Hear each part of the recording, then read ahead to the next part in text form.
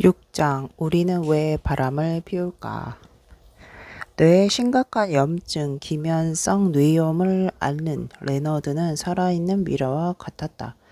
46살이나 되었는데도 그의 얼굴은 주름 하나 없이 팽팽했다. 그 어떤 표정도 짓지 않았기 때문이다. 그래서 레너드는 대학 생활을 끝마치기 직전 병이 그를 침범했을 때의 젊은 모습 그대로 남아 있었다. 그 어떤 움직임도 불가능한 그는 시간이 지나면서 사지는 뻣뻣해지고 거기다가 언어 능력까지 사라졌다. 이것은 다른 모든 마비보다 더 그를 괴롭혔다. 그는 언어를 사랑하던 사람이었다. 이제 그에게 남아있는 유일한 기쁨은 간병인이 넘겨주는 책을 읽는 것이다. 그러면서 그는 세계 문학에 심취했다. 무언가 할 말이 있을 때면 그는 알파벳이 그려져 있는 판을 사용했다. 그는 가까스로 오른쪽 손을 들어 알파벳을 가리켰다. 육체는 그에게 창문은 이때 문이 없는 감옥과도 같았다. 그 감옥 안에서 레너드는 마치 라이너 마리아 릴켈의 시에 나오는 표범처럼 살았다. 릴켈은 종종 자신을 이 표범에 비유하곤 했다. 창살을 훑고 지나가는 동안 그의 시선은 극도로 피곤해졌다. 더 이상 그 무엇도 견딜 수 없었다. 창살이 수천 개는 되는 것 같았다. 그리고 수천 개의 창살 뒤에 세상은 없었다. 그를 담당한 의사는 올리버 섹슨라는 신경병 학자였다. 레너드나 레너드와 비슷한 병을 앓고 있는 환자들의 운명은 나중에 이 의사를 세계적으로 유명하게 만들었다. 섹스는 당시 새로 개발된 엔도파라는 의약품으로 실험을 했는데 이것은 인체에서 생산되는 도파민과 유사한 것이었다. 섹스는 레너드에게 처음으로 이 약을 투여했다. 약의 효과는 너무나 강력해서 레너드는 죽음에서 깨어난 사람을 떠올리게 했다. 그래서 섹스의 첫 번째 책은 자각이라는 제목을 달고 있다. 1969년 3월 초 치료는 시작되었다. 2주가 채 지나지 않아 레너드는 다른 사람이 되었다. 그는 달릴 수 있었다. 레너드는 병동에서 일어나 정원으로 내려갔다. 그리곤 꽃을 얼굴 가까이 가져가 입을 맞추었다. 그는 행복에 겨운 사람 같았다. 아니, 실제로 세상은 그를 황홀경에 빠지게 했다. 그에게서는 에너지가 넘쳐 흘렀다. 나는 마치 사랑하는 사람에게서 나를 갈라놓던 장애물을 뛰어넘은 연인처럼 느낍니다. 내가 지금 느끼고 있는 이 건강한 느낌은 은총과도 같습니다. 그는 다시 자동차를 운전할 수 있게 되었고 자신의 고향인 뉴욕시가 베푸는 밤 문화에 뛰어들 수 있었다. 잭스가 기술하고 있듯이 뉴욕은 그에게 새로운 예루살렘처럼 그렇게 매혹적으로 보였다. 레너드는 이제 단테가 쓴 신곡의 지옥편을 읽는 대신 천국편을 읽고 있었다. 천국을 묘사하는 행 하나하나에 그의 눈에는 기쁨의 눈물이 고였다. 엘도파는 축복의 약이다. 이렇게 그는 일기에 적었다. 그는 축복의라는 단어에 밑줄을 그었다. 엘도파는 이전에 내가 마음을 열지 못하고 있던 모든 상황에서 마음을 열게 만들었다. 모든 사람이 지금의 나처럼 느낀다면 어느 누구도 싸움이나 전쟁, 지배나 소유를 생각하지 않을 것이다.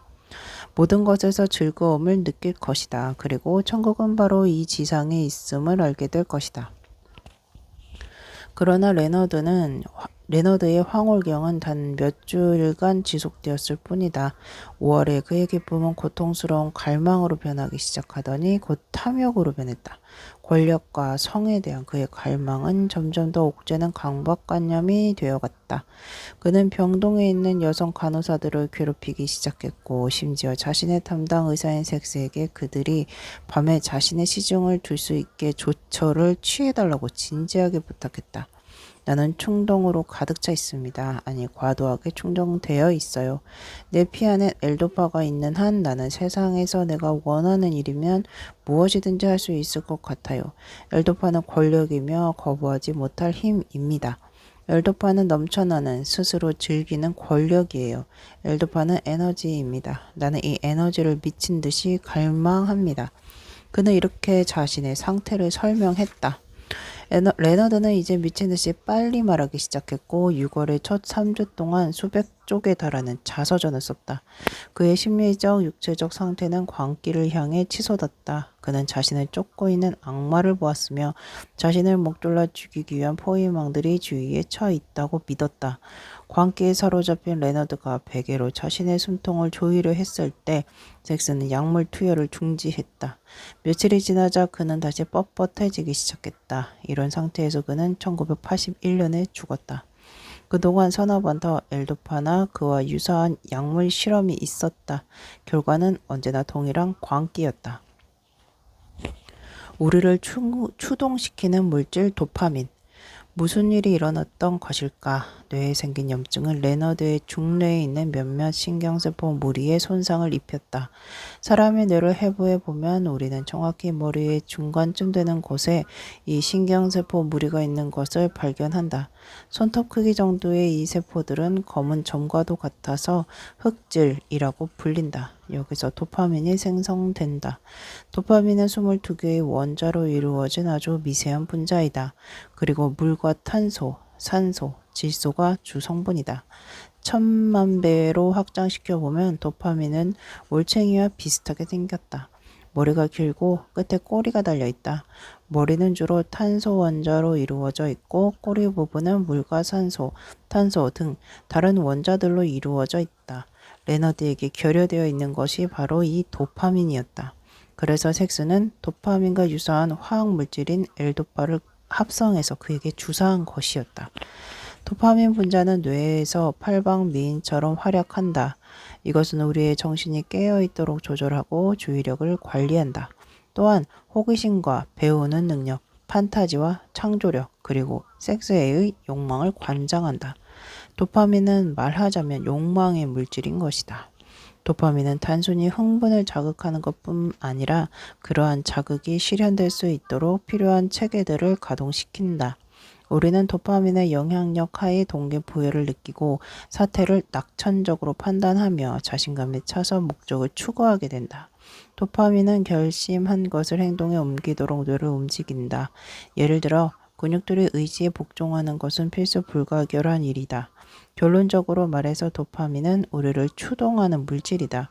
도파민 덕분에 우리는 어떤 일을 앞에 두고 미리 기쁨에 떨 수 있다.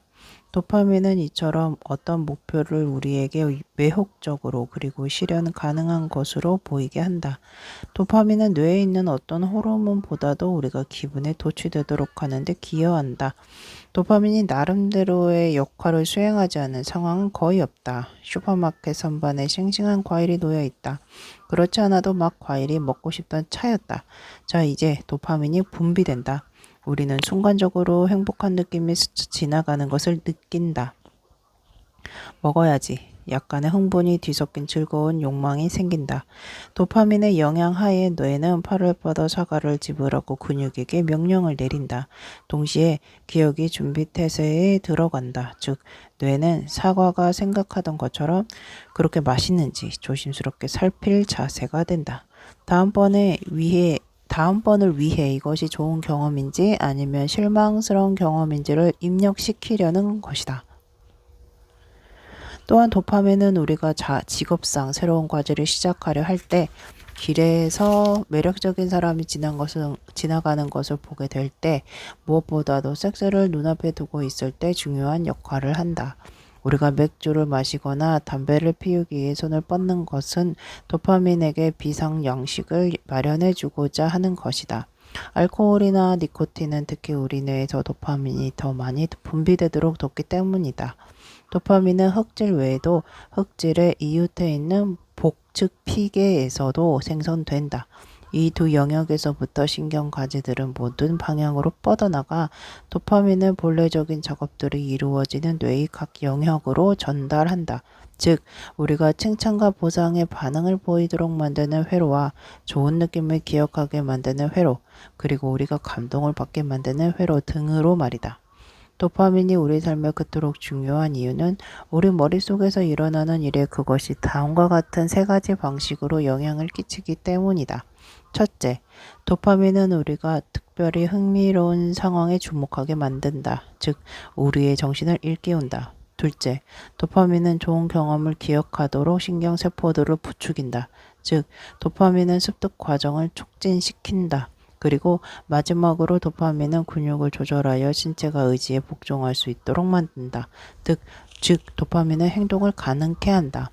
이렇게 볼 때 도파민이 결핍될 경우 사람들이 무기력해지는 것, 그리고 극단적인 경우에는 레너드처럼 거의 시체와도 같은 경직증에 빠지게 된다는 것은 놀랄 일이 아니다.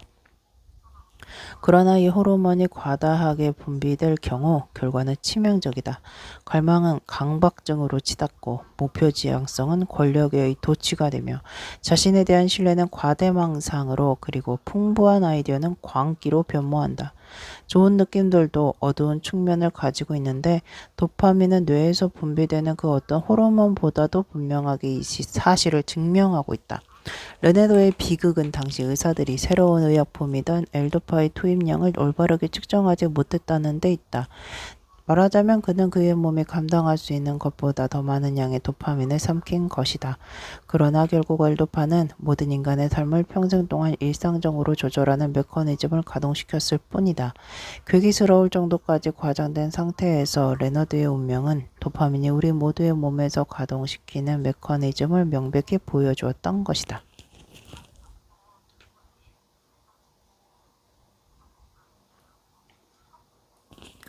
머릿속에서 벌어지는 이어 달리기.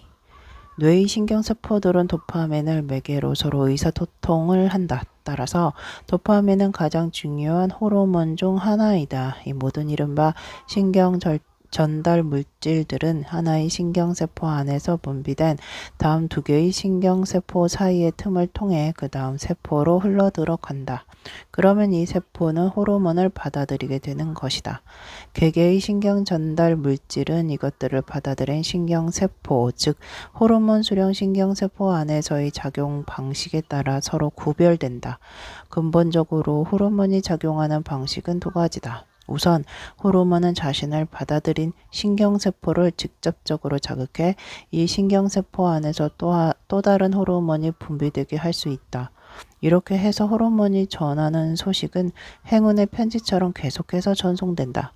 다른 방식의 모습은 이렇다. 즉 신경 전달 물질은 새로운 소식, 전달자를 즉각 방출하지는 않지만 호르몬 수령 신경세포가 이후 호르몬이 전하는 소식에 반응하게 될 방식을 변화시킨다.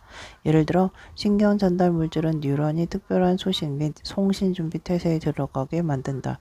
신호물질은 이런 경우 다른 소식들을 위해 문을 열어두는 역할을 하는 것이다. 도파민 역시 신경세포의 문들을 활짝 열어서 신경세포들이 좀 더 쉽게 자극을 받을 수 있게 만든다. 호르몬들의 기능 방식에 대해서는 최근 폭발적으로 연구가 이루어지고 있어 거의 매일 새로운 결과가 나오고 있다. 그러나 도파민이 어떻게 작용하는지에 대해서는 아직 학자들도 완전히 이해하지는 못한다. 그런데 도파민이 흥분과 욕망에 영향을 끼치는 유일한 호르몬은 아닌 것 같다. 적어도 한 줌의 다른 호르몬들이 이 과정에 참여하고 있다. 예를 들어 노르아드레날린과 아드레날린은 스트레스에 관여하는 중요한 호르몬들이지만 감각적 인지와 신진대사 촉진에도 중요한 역할을 한다. 글루타마트는 학습 과정에 가담한다. 그리고 도파민의 상대역을 맡고 있는 아세틸콜린은 도파민의 자극적인 영향에 제동을 건다. 그렇더라도 도파민은 분명히 모든 과정의 중심에 서 있다. 말하자면 도파민은 욕망의 화학적 주계 폐기인 셈이다. 미래의 것을 기대하고 기뻐하라. 새로 시작된 사랑, 낯선 곳으로의 여행, 영화의 첫 장면, 우리는 동요하기 시작한다. 손가락에 근질근질한 느낌, 다리에서 느껴지는 가벼운 긴장감, 두근거리는 심장, 어떤 약속이 대기 중에 떠도는 것 같다. 우리는 아직 무어라 이름 붙일 수 없는 것에 희망을 건다. 삶의 예기치 않은 전환, 우리를 사로잡는 어떤 체험. 그러면서 우리는 동시에 우리가 기대하는 것이 실제로는 그렇게 깊은 양태로 나타나지 않을지도 모른다는 두려움에 떤다. 그렇게 우리는 앞으로 다가올 미지의 무엇일지도 모를 느낌들을 극도의 긴장감으로 주의 깊게 받아들인다. 여행자의 시선은 공항에 도착하자마자 벌써 호기심에 차서 주위를 살핀다. 그리고 사랑에 빠진 사람은 전화벨이 울리자마자 깃털처럼 튀어오른다. 가슴속에서 느껴지는 이 나비의 날갯짓 같은 느낌은 무엇인가? 이것은 뭔가 의미를 지닌 것인가? 뇌 연구자 볼프람 슐츠가 이러한 동요의 이면을 살피게 된 것은 순전히 우연이었다. 그리고 이 우연은 진화가 도파민을 그대로 강력한 것으로 만든 수수께끼의 한가운데로 그를 인도했다.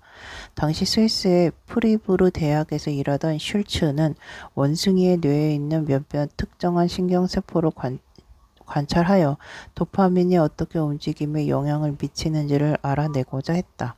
이러한 연구를 통해 그는 파킨슨 병에 대한 열쇠를 얻을 수 있을 것이라고 믿었다. 파킨슨 병을 앓는 환자들의 경우에는 도파민 호르몬이 제대로 작동하지 않아 근육을 더 이상 자유자재로 움직이지 못한다. 슐츠는 원숭이들이 움직이기 위해서는 흑질에서 생성되는 도파민, 뉴런들이 활발히 움직여야 할 것이라고 생각했다. 그러나 결과는 기대 이하였다. 그가 관찰한 뉴런들은 움직임과 아무런 상관이 없는 게 분명했다. 실험 결과는 실망스러웠지만 그래도 실험에 동참해준 원숭이들에게 노력의 대가는 지불해야 했다. 그래서 슐츠의 동료 하나가 사과 몇 조각을 우리 속에 넣어 주었다.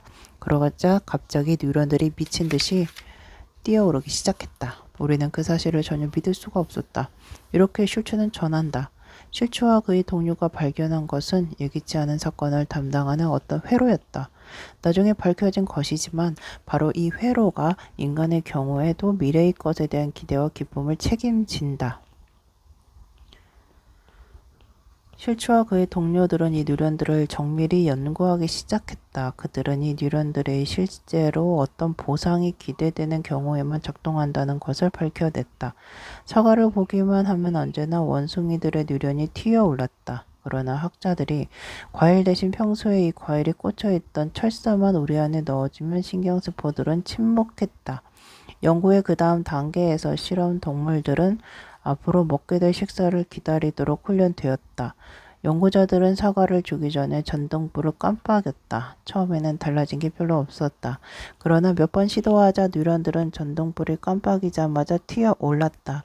하지만 전등불이 깜빡이고 몇 번 지난 뒤 연구자들이 예견된 과일을 들고 다가갔을 때 뉴런들은 움직이지 않았다. 따라서 이 뉴런들이 활발하게 움직이게끔 자극한 것은 다가올 것에 대한 기대였지 먹을 것 그 자체는 아니었던 것이다. 뇌의 이 메커니즘은 종종 보상체계라고 불린다. 그러나 이 명령은 정확하지 않다. 실제로 뉴런을 자극한 것은 보상, 즉 사과가 아니라 사과를 받을 것이라는 기대였기 때문이다. 그래서 나는 기대체계라고 부를 것이다. 사람들은 흔히 기대 속에 최고의 쾌락이 놓여 있다고들 말했는데 이것은 맞는 말이다. 그러나 우리는 기대 속에 약속된 보상 그 자체에 대해서는 별다른 흥분을 보이지 않는다. 월급을 올려주겠다는 약속을 받은 회사원은 기뻐한다. 그러나 막상 오른 월급이 자신의 계좌에 착실히 임금될 때 그의 기쁨은 그다지 크지 않다. 원숭이의 경우도 분명 이와 비슷했던 모양이다. 쾌락이 꾀를 만든다.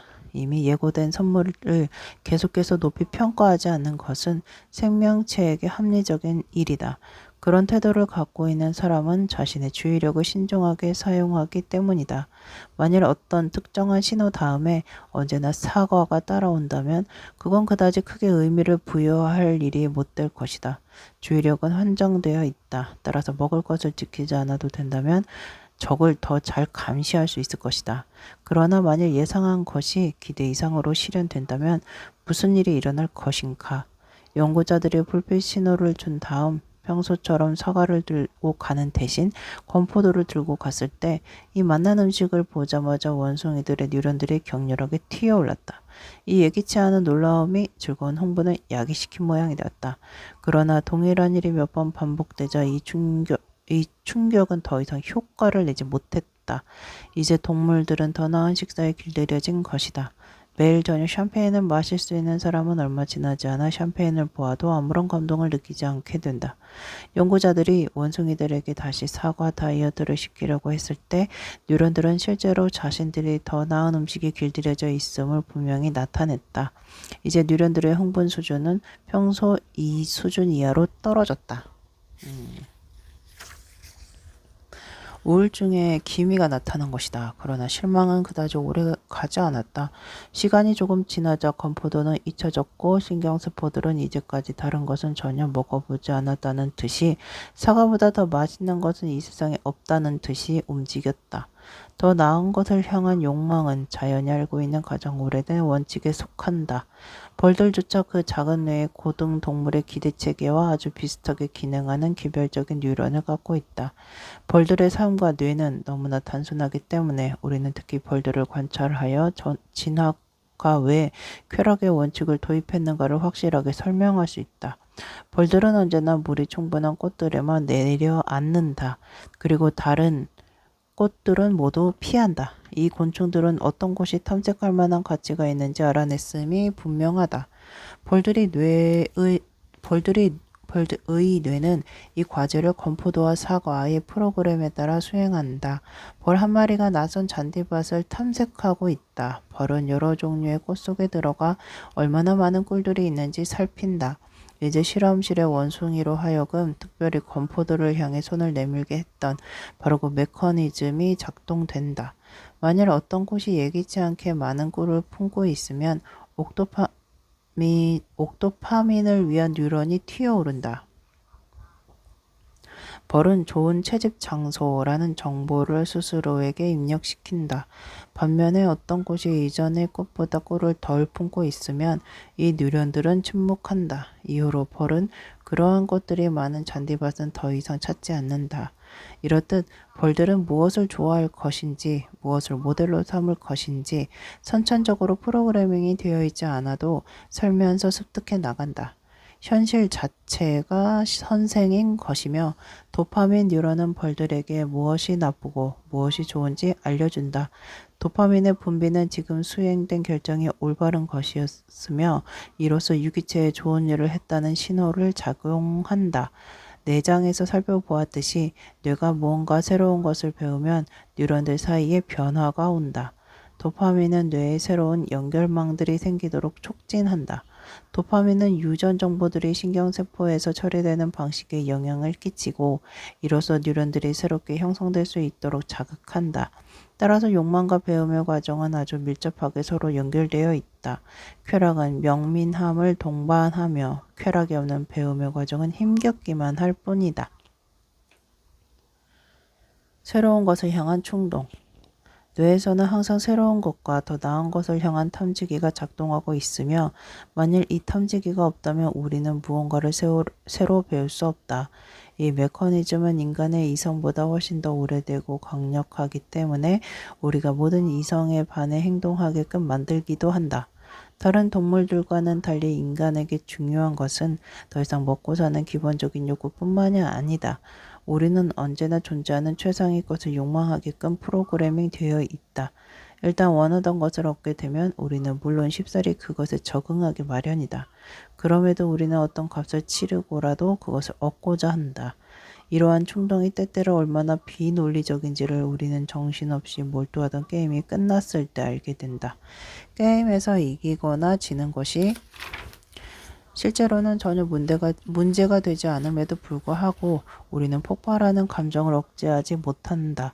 런던의 뇌 연구자 레이먼드 돌러는 이러한 감정의 폭발에 책임이 있는 회로를 발견했다. 그는 실험 참가자들에게 포커 게임을 즐기게 하면서 그들의 뇌에서 일어나는 움직임을 양전자 방사 단층 촬영으로 관찰했다. 실험 참가자들이 예기치 않게 이길 경우 뇌의 앞부분에서 적극적인 움직임이 포착되었다. 그것은 도파민을 분비하는 신경나무의 가지들이 끝나는 지점이었다. 또한 이곳은 볼프람 슐츠가 원숭이를 관찰할 때 뉴런이 활발하게 반응을 보이던 바로 그 부분과 밀접하게 관련되어 있는 곳이기도 했다. 게임 중인 사람의 뇌에는 따게 된 것이 진짜 금이든 아무런 가치도 없는 게임용 돈이든 중요하지 않았다. 득점을 많이 하는 것보다 중요한 비디오 게임에서도 기대체계의 뉴런들은 적극적인 반응을 보였다. 얻게 된 것이 얼마나 유용한가는 전혀 문제가 되지 않는 게 분명했다. 무언가 새로 얻을 것이 있기만 하면 갖고자 하는 욕구가 발생하는 것이다. 잘 사는 사람들도 연말 세일이면 백화점으로 몰려들고 싼 값에 내놓은 물건은 예외 없이 어마어마한 판매량을 자랑하는 것도 다 이러한 메커니즘에 기인하는 것이리라. 이런 경우 사람들이 추구하는 것은 좋은 느낌을 오랜 시간 누리자는 게 아니다.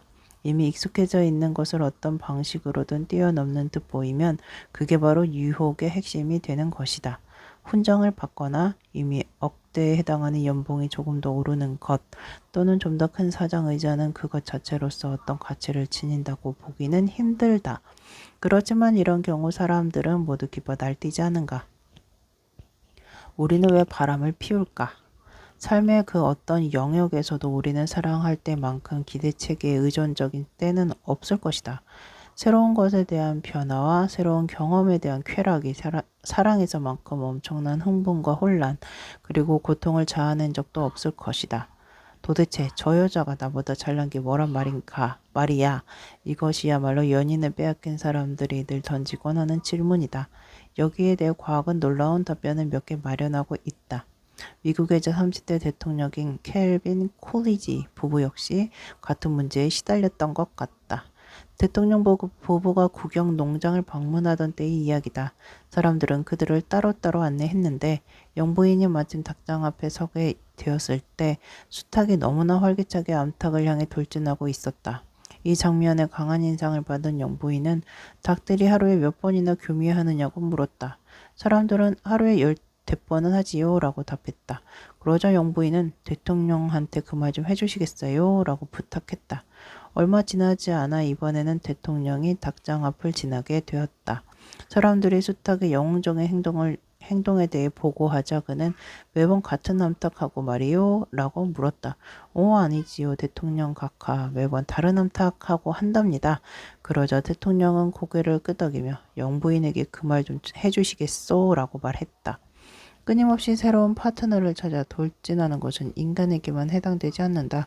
행동장애 연구가들이 통찰력 있는 대통령 부부에 대한 존경심으로 콜리지 효과라고 부른 이 현상, 즉 파트너가 늘 같을 경우 축소되고 마비되는 쾌락의 욕망은 다른 많은 동물에게서도 발견된다. 이렇게 볼 때 새로운 성적 모험에 대한 성향은 우리에게 남겨진 진화론적 유산의 일부분임을 알 수 있다. 이 효과는 특히 쥐들에게서 잘 연구된다. 성이 다른 두 마리의 쥐를 우리에 함께 넣어주면 그 쥐들은 서로 상대방에게 활발한 관심을 나타낸다. 그러다가 수컷쥐가 암컷쥐에게 적극적인 시도를 하면 첫 번째 교미가 이루어진다. 그리고 나서 약간 쉰 다음 교미는 다시 시작된다. 예전처럼 활기차고 적극적이다. 그러나 4번 또는 5번쯤 동일한 일이 반복된 다음에는 갑자기 모든 일이 끝나버린다. 수컷의 흥미가 깨끗하게 사라지는 것이다. 너무 지친 것일까? 아니, 그렇지 않다. 수컷은 실증을 내고 있는 것이다. 다른 암컷을 넣어주면 수컷은 이 새로운 등장한 파트너에게 돌진하고 그래서 게임은 다시 처음부터 시작된다. 우리는 심지어 동물들이 얼마나 상대방을 탐하는지 측정할 수도 있다. 캐나다의 뇌 연구자인 앤서니 필립스는 이것을 수치로 발표했다. 유리문 뒤에 새로운 암컷이 등장하는 것을 보기만 해도 벌써 수컷의 뇌의 도파민 수치는 44% 정도 증가한다. 그리고 교미가 이루어지기 직전 도파민 수치는 정상 수치의 배로 뛰어오른다. 도파민 수치는 교미의 순간 최고치에 이른 다음 급격하게 떨어진다. 동일한 파트너와 이루어진 다음 교미에서 도파민의 수치는 더 이상 그렇게 급격하게 상승하지 않는다. 그리고 교미가 이미 서너 번 이루어지고 나면 도파민 수치는 거의 정상 수치에 머물게 된다. 수컷의 욕망이 시들해진 것이다. 그러나 유리문 뒤에 다시 새로운 암컷이 등장하면 도파민 수치는 즉각 다시 올라가 34%의 만만치 않은 상승률을 보이게 된다. 새로 나타난 암컷쥐가 어떤 면에서건 이전의 암쥐보다 더 낫다거나 이전 쥐에게는 없는 어떤 매력적인 특징을 갖고 있다고 주장하는 사람은 아무도 없을 것이다. 문제는 이 두 번째 쥐가 새로움의 매력을 발산한다는 사실이다. 그것이면 충분하다. 바로 이 이유 때문에 암컷쥐를 보자마자 이미 수컷쥐의 뇌에서는 도파민이 분비된다. 마찬가지로 우리는 숙지의 도파민 수치를 인공적으로 높일 수 있는 약물을 투여할 수도 있다. 그러면 성적 피곤함은 깨끗이 사라지고 수컷은 다시 익숙한 암컷에게 적극적으로 돌진할 것이다. 사랑의 느낌이 섞여 있지 않을 경우 적어도 수컷의 섹스에서 중요한 것은 낯선 것이 가져다주는 자극이다. 이것은 교미가 얼마나 조화롭게 이루어지는가 보다 한결 더 중요하다. 사람의 경우를 생각해보자. 따끔거리는 명치, 쿵쾅거리는 심장, 그리고 유혹이 가져다주는 긴장은 실제로 성공한 오르가즘보다 더 흥미진진할 수 있는 것이다. 도파민 수용체를 엄마만큼 갖고 태어났는가가 그 사람의 성적 파트너 수에 영향을 끼친다는 징표가 있다. 미국 국립암센터의 딘 해머는 도파민 수용체 니포 유전자와 성적 모험의 충동 사이에는 직접적인 관계가 있다고 주장했다. 약 30%에 해당하는 남자들은 난교에 책임이 있는 그러한 유전자를 갖고 태어났다. 그래서 이들은 살면서 보통의 남자들보다 20% 정도 더 많은 파트너를 찾게 된다. 해머가 제시하는 통계의 연관망은 상당히 애매모호해서 이 세상의 모든 바람둥이들의 생각을 설명하기에 충분치 않다. 그러나 해머의 연구는 우리를 몰아붙이는 새로운 것에 대한 욕구의 강도가 적어도 부분적으로 선천적일 수 있음을 제시한다.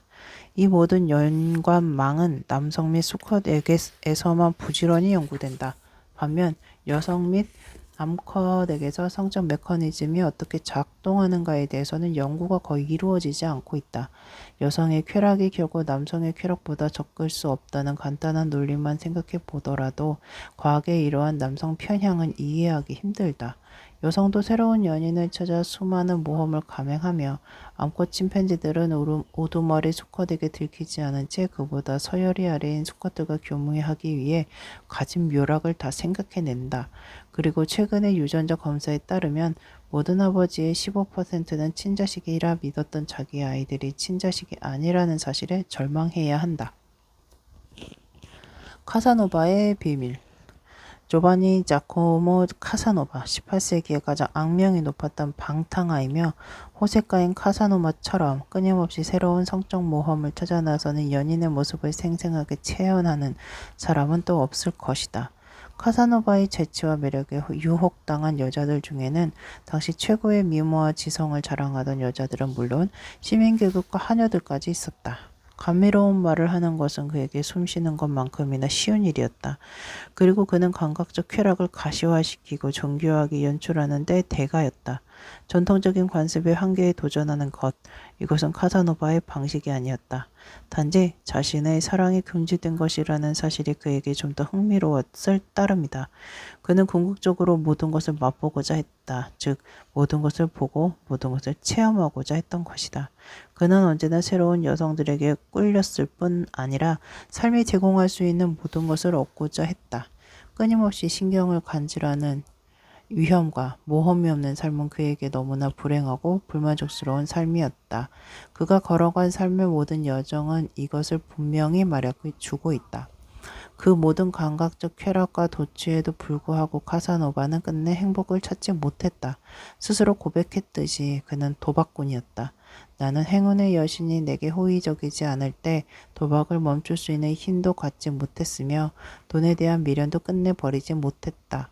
그는 어리석기 짝이 없는 음모에 휘말리기도 하고 결투에 목숨을 거는가 하면 아주 사소한 일 때문에 국가 권력에 저항해 생애 최고의 몇 년간 도피 생활을 해야 했다. 비교적 잠잠했던 시기에도 그는 새로운 자극에 대한 그리움에 목말라 했다. 젊은 시절 쿠루프 섬에서 보낸 석 달이 채 안 되는 짧은 기간 동안에도 그는 은행가로 일하고 극단을 하나 세웠으며 군인들을 소집해 농민 부대를 결성했다. 그리고 해적선에서 도망치고 거짓 왕자의 신분을 폭로하는 등 끊임없이 새로운 사건에 휘말렸다. 새로운 것에 대한 중독. 카사노바는 호기심에 내몰리는 인간의 극단적인 유형을 보여준다. 그러나 새로운 것에 대한 갈망은 우리 모두에게 내재해 있다. 변화가 없는 곳에서는 권태가 또아리를 튼다. 그리고 권태야말로 가장 견디기 힘든 고통 중 하나이다. 독일의 작가 에른스트 윙거도 권태는 옅어진 고통이다라고 말하지 않았던가. 절망에 빠져 우리는 권태에서 벗어나려고 노력한다. 사람들을 만나 수다를 떨거나 TV를 보거나 유행을 쫓는다. 여기서도 우선시 되는 것은 일이나 물건의 유용성이 아니라 뭔가 새로운 것을 경험하고 느낄 수 있는가 없는가이다. 새로움을 소화해내는 것, 이것은 뇌가 수용하는 가장 중요한 과제 중 하나이다. 신경세포는 충전되길 기다리는 것이다. 변화에 대한 욕구는 동물의 본성에 속한다고 아리스토텔레스는 니코마코스 윤리학에서 쓰고 있다. 인간 역시 이렇게 프로그래밍 되어 있다. 자연은 지속적으로 변화하는 세상에 잘 적응할 수 있도록 자신의 피조물들을 설계했다. 그리고 호기심은 바로 이 목적에 잘 부합한다. 호기심 덕분에 우리는 새로운 것을 단지 받아들일 뿐만 아니라 원하기까지 한다. 그렇게 우리는 세상을 탐구하면서 언제나 세상에 한 발 앞서 있다. 호기심이 얼마나 인생을 규정하는가에 대한 심리학적 연구들이 있다. 이 연구들을 통해 우리는 호기심이 인간이 지닌 가장 견고한 인격적 특성 중 하나임을 알게 된다. 어떤 특정한 주체나 사람에 대해 쉽게 호기심을 불태우는 사람은 거의 다른 모든 것에 대해서도 열광하게 마련이다. 인간이 만족하기 위해 필요로 하는 새로움은 일정하지 않다. 어떤 사람은 평생 한 회사에 머무르는가 하면 또 어떤 사람은 몇 년마다 한 번씩 행복을 찾아 자리를 옮긴다. 일생을 자신이 태어난 집에서 사는 사람들도 많은 반면 끊임없이 도시를 옮겨가며 주거지를 바꾸는 사람들도 많다. 쉬운 예로 휴가지만 살펴보더라도 우리는 그 사람의 성격을 파악할 수 있다. 수십 년 동안 매번 같은 장소에서 행복하게 휴가를 즐기는 사람은 아무리 멀리 떠나도 충분히 멀리 떠나왔다고 느끼지 못하는 사람에 비해 호기심이 적다고 할 것이다. 우리는 우리와 너무나 다른 사람을 보면 놀라움을 금치 못한다. 그러나 한 군데에 머물기를 좋아하는 사람이나 항상 어딘가로 떠나는 사람의 습성을 고치고자 하는 것은 의미 없는 일일 뿐이다. 왜냐하면 한 인간이 살면서 필요한 새로운 자극의 양은 대부분의 경우 선천적으로 타고나는 것이기 쉽기 때문이다. 최근에 사람들의 관심을 불러 모으는 가설이 하나 발표되었다. 이 가설에 따르면 뉴런에 자리 잡고 있는 또 다른 도파민 접속 장소가 인간에게 필요한 자극의 양에 영향을 끼친다. 그 장소는 도파민 D2 수용체이다. 이 새로운 가설에서 무엇보다 관심이 집중되는 것은 과연 뉴런을 덮고 있는 이 D2 수용체의 두께가 유난히 얇은 사람들의 비율은 얼마나 되는가 하는 것이다. 독일의 예를 들자면 전체 인구의 약 4분의 1 정도가 여기에 해당된다. 이들의 유전 구조에는 이 D2 수용체의 생산을 억제하는 유전자 변형체가 있다. 이런 사람들의 뉴런은 도파민에 그다지 적극적인 반응을 보이지 않는다.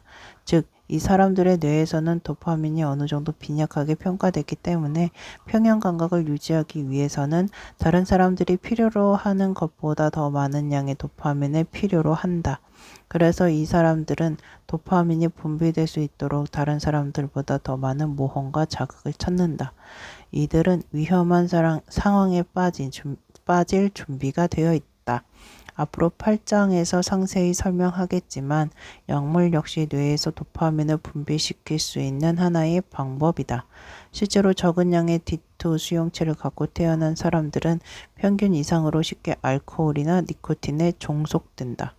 과학은 아직 D2 수용체 이론에 대한 연구를 완결짓지 못한 상태이다. 그러나 도파민이 호기심이나 종속적인 중독증의 발생에 결정적인 역할을 한다는 것은 의심의 여지가 없다. 또한 뇌에서 평가되는 도파민의 가치와 호기심이나 중독에 대한 성향 사이에 일정한 관계가 있다는 건 역시 명백하다. 그러나 D2 수용체의 영향력이 다른 요소들에 비해 얼마나 강한지에 대해서는 아직 누구도 정확히 말할 수 없다. 이 이론이 좀 더 강화된다면 우리는 어렵지 않게 동시대인들이나 역사 속 인물들 중에서 이처럼 유전적 요인에 기반하는 모험병 환자들을 몇몇 찾아볼 수 있을 것이다. 앞에서 언급한 카사노바는 가장 적당한 예가 되리라. 나이가 많이 들어서도 그는 12권이나 되는 회고록을 작성했을 뿐 아니라 공상과학 소설도 집필했다. 이 소설에서 이미 그는 자동차와 TV, 비행기의 출현을 예고했다. 결론적으로 말해서 호기심은 인간으로 하여금 새로운 것을 찾아 나서게 할 뿐 아니라 창조하게 만드는 동력이다. 작은 선물에 담긴 현명함. 코넬 대학의 심리학자 앨리스 아이슨의 방문객들이 받는 것은 정말 대단한 게 아니었다. 사탕 한 봉지 또는 당신 얼굴 정말 좋아 보이는군요 같은 친절한 말 한마디 정도였다. 그러나 심리학 실험에 참가하기 위해 찾아온 사람들 중에 누가 이런 친절을 기대했겠는가. 어찌되었든 작은 주의력은 상당한 효과를 나타냈다. 참가자들은 눈에 띄게 고양된 상태를 보여준 것이다. 그 자체만 두고 볼 때 이것은 꽤나 기이한 일이 아닐 수 없다. 돈 몇 푼만 있으면 살 수 있는 보잘것없는 사탕 한 봉지가 삶의 그 모든 언짢음을 최소한 30분 정도 있게 만들 만큼 충분하단 말인가? 게다가 아이슨이 자신의 실험을 위해 초대한 이 사람들은 고집스러운 병원 의사들이 아닌가? 이들은 적어도 유치한 감상에 쉽사리 빠져들 만한 그런 사람들은 아니었다. 그러나 상황은 점점 더 특이해졌다. 실험이 두 번째 단계에 접어들었을 때 아이슨은 실험 참가자들에게 과제를 하나 주었는데 이것은 이들에게는 너무나 친숙한 일이었다. 즉 실험을 돕는 조교가 현재 자신을 괴롭히고 있는 고통을 설명하면 의사들은 그에 대한 진단을 내리는 것이었다. 조교가 새로운 증상을 묘사하면 아이슨은 실험에 참가한 의사들에게 현재 그들이 알고 있는 지식 수준에서 병명을 알아맞히라고 요구했다. 좋은 기분의 의사들의 상상력을 놀랄만큼 활성화시켰다. 즉, 연구가 시작되기 전에는 작은 선물을 받은 이들은 그 창조적인 판단력에서 최고의 성과를 나타냈다. 그들이 올바른 진단을 내리기까지 필요로 한 시간은 선물을 주지 않은 실험 대상자들의 2분의 1밖에 되지 않았다. 그들은 흥분해 있었지만 경솔함은 전혀 보이지 않았다. 그들은 연구를 침착하게 끝까지 진행시켜 나갔다. 물론 어떤 새로운 결과에 도달하지는 못했지만 그렇다면 우리는 의사와 상담하기 직전에 작은 선물을 먼저 건네야 하는 것일까? 그렇게 하지 말란 법도 없을 것이다. 다만 동일한 방법을 여러 번 사용할 경우 나중에는 별다른 효과를 얻지 못할 것이다. 그리고 선물이 지닌 가치는 궁극적으로 그것이 상대방에게 놀라움을 선사했다는 데 있기 때문이다. 만일 상대방이 선물을 예견하고 있었다면 기대치기는 뛰어오르지 않았을 것이다. 그러나 어떻게 해서 사탕 몇 개가 실험 참가자들을 그렇게 능수능란하고 아이디어가 풍부한 진단가로 변신시킬 수 있었던 것일까? 예기치 않은 선물은 의사들의 뇌에서 도파민 수치가 쉽게 상승하게 만들고 도파민은 다시 신경세포들이 정보 처리에 착수하도록 자극을 주었던 것이다. 호기심의 기저에 놓여 있는 것도 바로 이러한 메커니즘이다. 볼프람 슐츠의 원숭이 실험이 보여주듯이 도파민은 앞 이마뇌에 저장되어 있는 작업 기억 능력을 특별히 활성화시킨다. 머릿속에서 다양한 자료들과 씨름할 때 우리는 바로 이 메커니즘을 필요로 한다. 동시에 도파민은 좀 더 깊숙이 자리 잡고 있는 뇌의 중심부에 영향을 끼치는데 여기는 주의력의 조정을 통해 집중력을 강화시키는 것이다. 바로 이러한 과정을 통해서 기분 좋은 놀라움은 사고로 유연하게 만든다. 행복과 오성으로 도파민의 영향 하에 뇌는 연결망들을 만들어내는 법을 배운다. 도파민이야말로 뉴런들이 새로운 것과 관계 맺을 수 있도록 준비시키는 호르몬이기 때문이다. 깜빡이는 빛과 다가올 컴포도에 대한 기쁨을 연결시키든 시인의 머릿속에서 명멸하는 몇 개의 조각난 문장들을 연결시켜 한 편의 시로 탄생시키든 간에 이 모든 것은 도파민의 역할에 기인한다. 도파민의 영향으로 동물은 외부 세계의 규칙들을 알아내고 인간은 세상에서 의미를 추구한다. 욕망을 담당하는 뇌의 체계는 통찰력을 높이고 아이디어를 풍부하게 만든다. 그리고 이 두 가지 일이 동시에 이루어지는 것은 진화의 내재해 있는 일종의 행복한 이치다. 이로써 우리는 이중적으로 목적을 이룰 수 있기 때문이다. 동물원에 있는 침팬지는 높이 걸려있는 열매를 따기 위해 바나나 박스를 차례차례 쌓아 올린다. 인간도 좀 더 잘하기 위해 그리고 원하는 것을 얻기 위해서 다양한 아이디어를 모색한다. 창의력 역시 도파민이 뇌에서 후원하고 있는 호기심과 욕망의 연대에 속한다. 자연적으로든 병적으로든 또는 약물에 의해서든 이 신경 전달 물질의 과도한 분비가 없었다면 많은 예술가들은 결코 탄생하지 않았을 것이다. 카사노바는 모험만적인 사람이 아니라 뛰어난 저술가이기도 했다. 올리버 섹슨의 환자 레너드는 인공적으로 제조된 L도파에 의해 뇌 속에 갑자기 과도한 양의 도파민이 분비되었을 때 미친 듯이 자서전을 집필하였다. 장폴 샤르트르 역시 그의 마지막 책 몇 권은 인공적으로 만들어진 창조의 도취 속에서 집필했다. 프랑스의 이 철학자는 노년에 점점 더 시력을 잃게 되자 마지막 남은 시력과 경주를 버리고자 암페타민을 복용했다. 이것은 도파민의 수치를 높여주는 약물이었다. 지나친 양의 도파민은 인간을 판타지의 어두운 세계로 몰고 간다. 그는 실제하지 않은 의미들을 예감하고 잔디가 자라나는 소리를 들으며 광적인 관념 속으로 빠져들어간다. 그러나 도파민이 적당히 강하게 작용할 때 그러한 자극들은 창의력의 날개를 달아준다. 자기 안에서 이것을 느끼는 사람은 종종 다른 사람들이 미처 발견하지 못하는 연결망들을 보고 개별적인 것으로 존재하던 것을 연결지어 인식할 수 있다. 그리고 이러한 능력이야말로 모든 창조적인 업적의 기반이 된다. 그리고 새로운 연구법의 구상이든 과거를 제조하는 것이든 수학 문제를 푸는 것이든 말이다. 말하자면 기분은 정신이 일으켜내는 업적에 영향을 끼친다. 아이슨이 작은 선물들로 의사들에게서 확인한 통찰은 두 가지, 낙관적인 소식을 전해준다. 즉, 인간을 기분 좋게 만드는 것이 얼마나 쉬운가 하는 것과 행복과 우성이 대물림이 아니라는 것이다. 오히려 그 반대다. 이러한 인식에서 이득을 얻을 수 있는 가능성은 무궁무진하다.